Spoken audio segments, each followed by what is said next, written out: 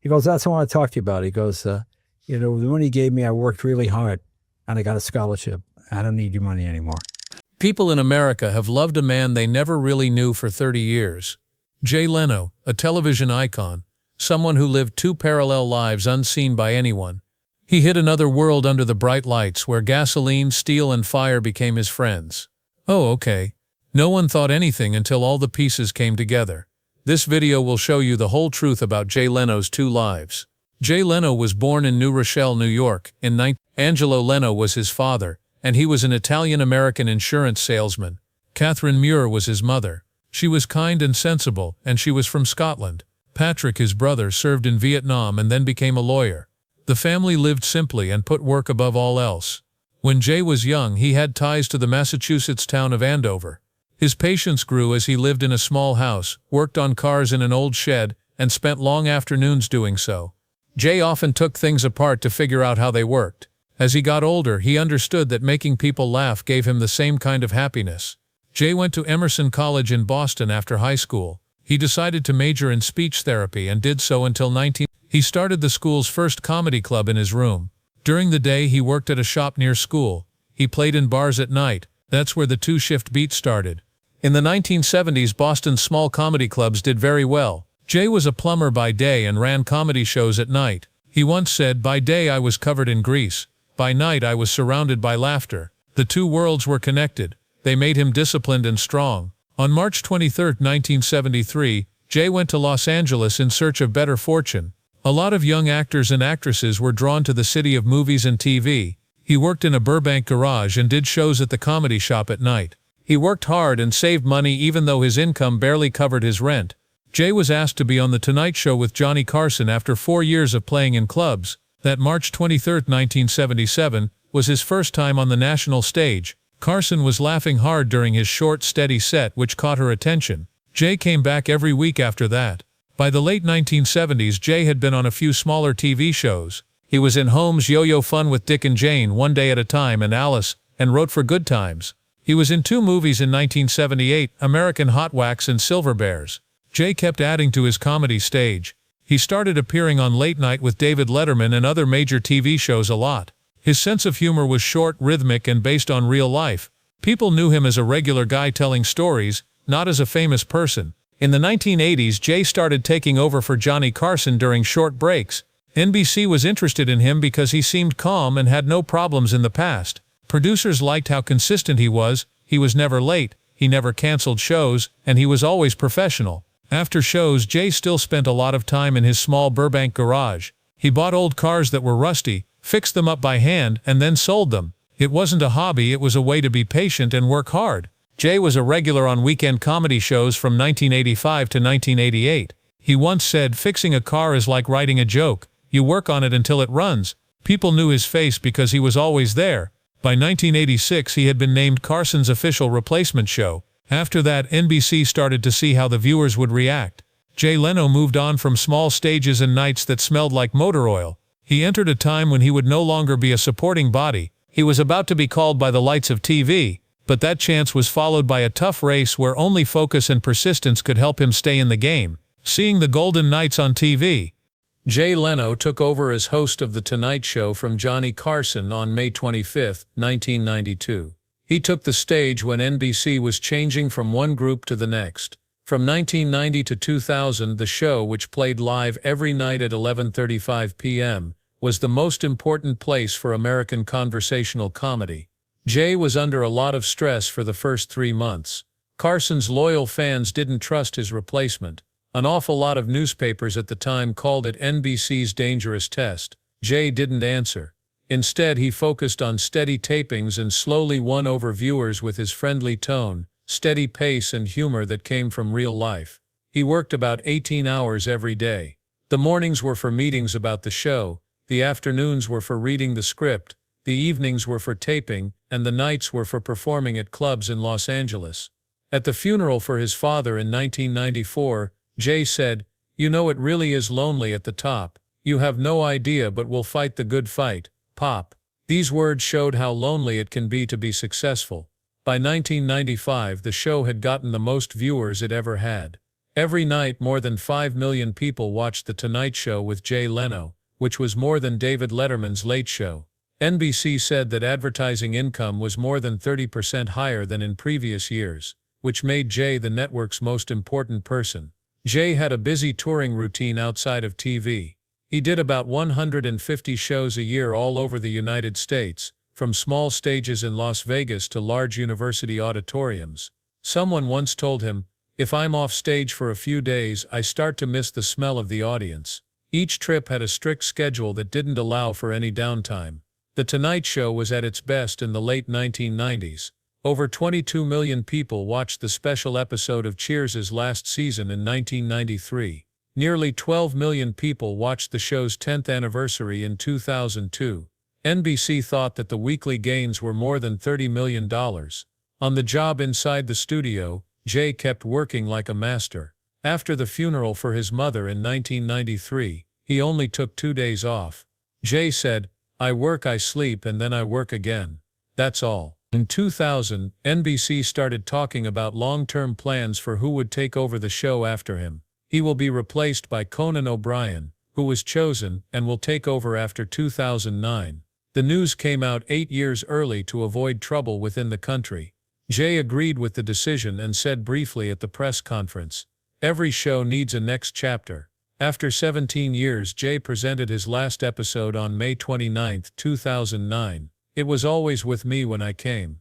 The Burbank studio is full of coworkers and fans who have been there for a long time." He ended the show with a short line, "It's been a great job." After a few months, NBC said that Jay would be moving to a new show in prime time called The Jay Leno Show. The choice caused a fight with Conan O'Brien. Before that fight, though, Jay had built a strong reputation and been seen as a hard worker during his first 20 years in television. After almost 20 years as the night's host, Jay Leno gave up what many people called the top of American TV. Jay started a new journey when everyone else thought he would stop. This time it wasn't on stage, it was under the garage roof, where engines were roaring, change outside of the press. When NBC and Conan O'Brien had a fight for more than 6 months, Jay Leno came back to host The Tonight Show on March 1, 2010. The move put an end to a rough time for the network and brought back its ratings. Jay did more work until February 6, 2014, when he finally turned over the show to Jimmy Fallon. After his last show in 2014, Jay quit his job at NBC. After a few months, he started making Jay Leno's Garage, an hour-long documentary show about cars. A lot of people liked the special, so CNBC signed a deal for a full series in 2015.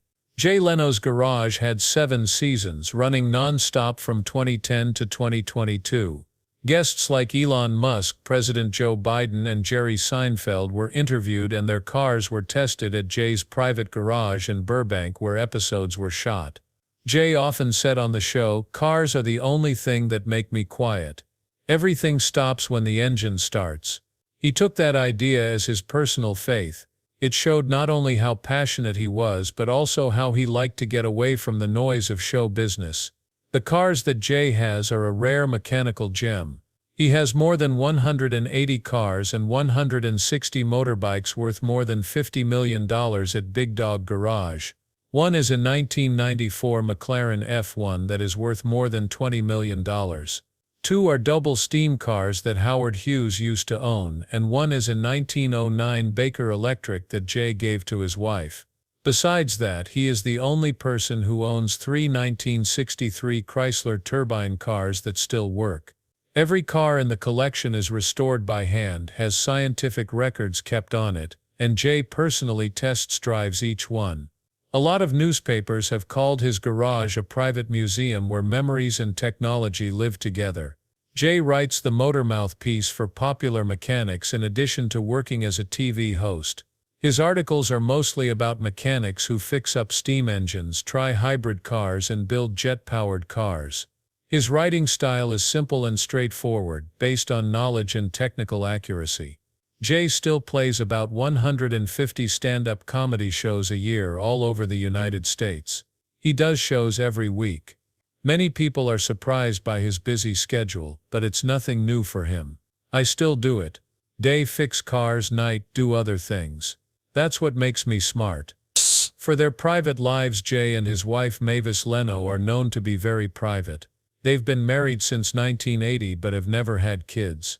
Mavis is involved with women's rights and human rights groups, and she is on the board of the Feminist Majority Foundation. Jay only says, "She taught me how to be quiet." In 1998, they gave $100,000 to help women in Afghanistan, which is written down in the history of the foundation. The couple doesn't talk much about charity, but they still give money to education funds and car museums every year. Jay still works 16 hours a day and sleeps 4 hours a night, even though he is in his 70s. Asked by a reporter if he ever got tired, Jay replied, "No, I'm still doing what I love.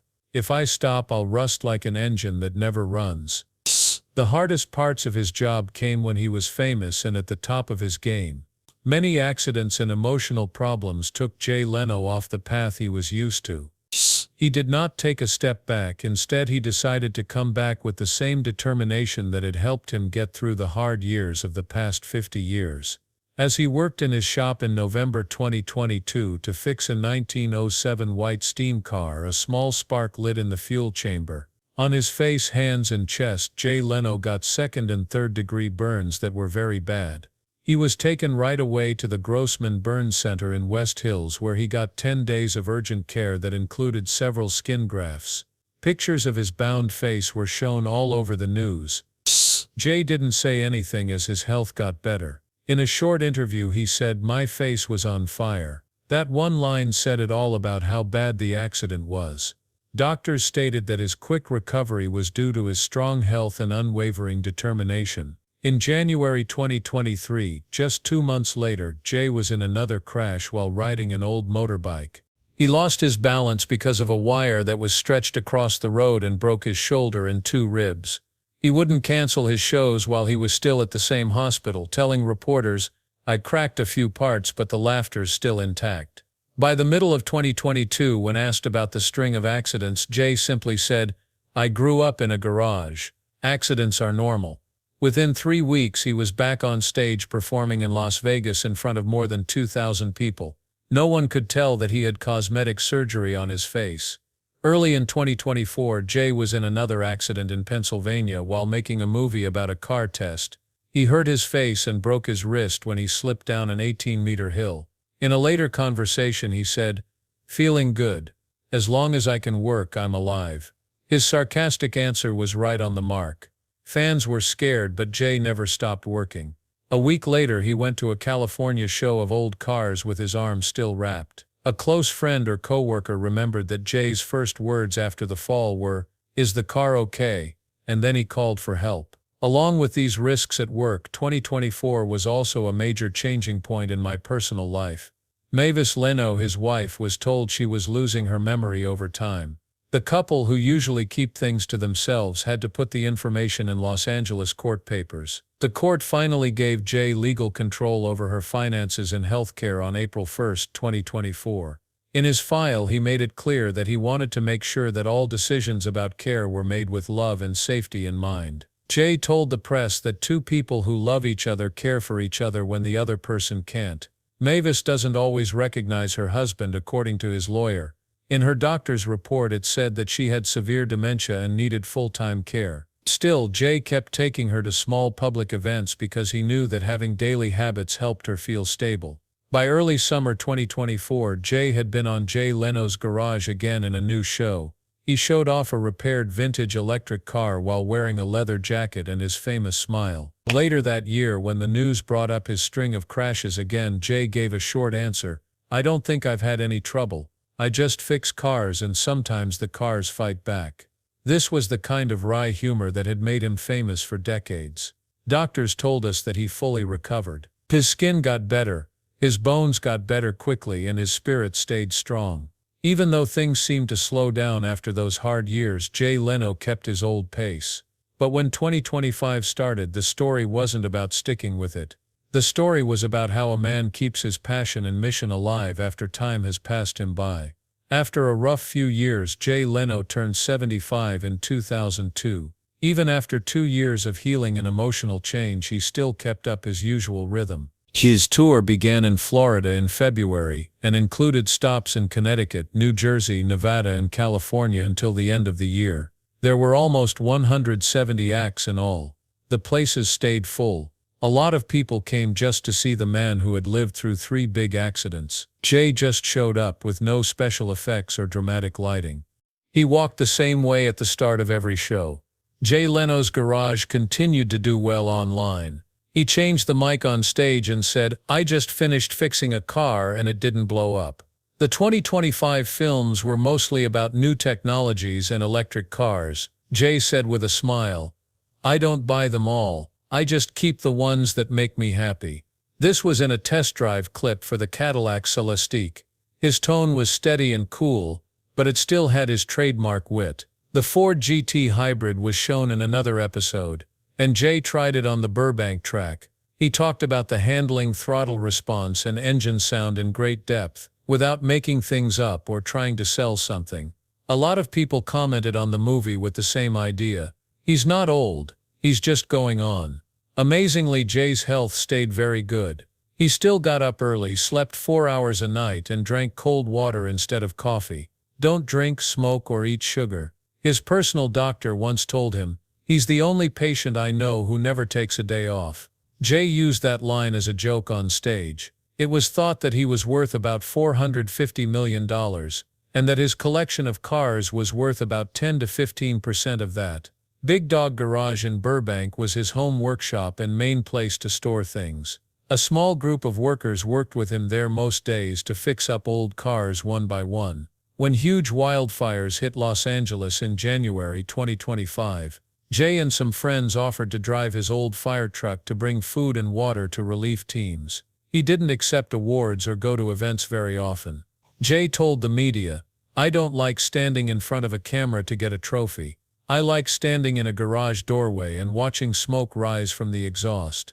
This comment showed that Jay's work ethic hasn't changed since he was a child. When Jay talked about his wife in another interview, his eyes got softer. After a short pause, he said, "She's still got the fire. That's what love is." He then changed the subject to cars, as if to calm down. A lot of people now understand why he still worked every day after that short moment. At the end of 2025, Jay went to a California event to raise money for burn patients. One of the few times he has been an honored guest. His speech was short and didn't include any personal stories. Instead, it was all about thanking the medical team. "Their help made me smile again when I looked at my face." Even though Jay had a lot going on, he still found time to help the car community. He held small get-togethers in his shop where he shared his knowledge of restoring old engines and encouraged young people to go into technical fields. As the year came to a close, he stuck to his practice of doing stand-up on the weekends, making videos early in the week, and checking cars in the garage in the mornings. Jay Leno stuck to the same simple way of life, even after more than 50 years in show business. Between the stage lights and the smell of petrol and cool steel was one side. The two worlds were no longer separate after years of trouble. They became one, painting a picture of a hard-working man in an entertainment world that is always changing. If the stories of people like Jay Leno who live their lives fully inspire you, subscribe to the channel, and make sure you don't miss the next show.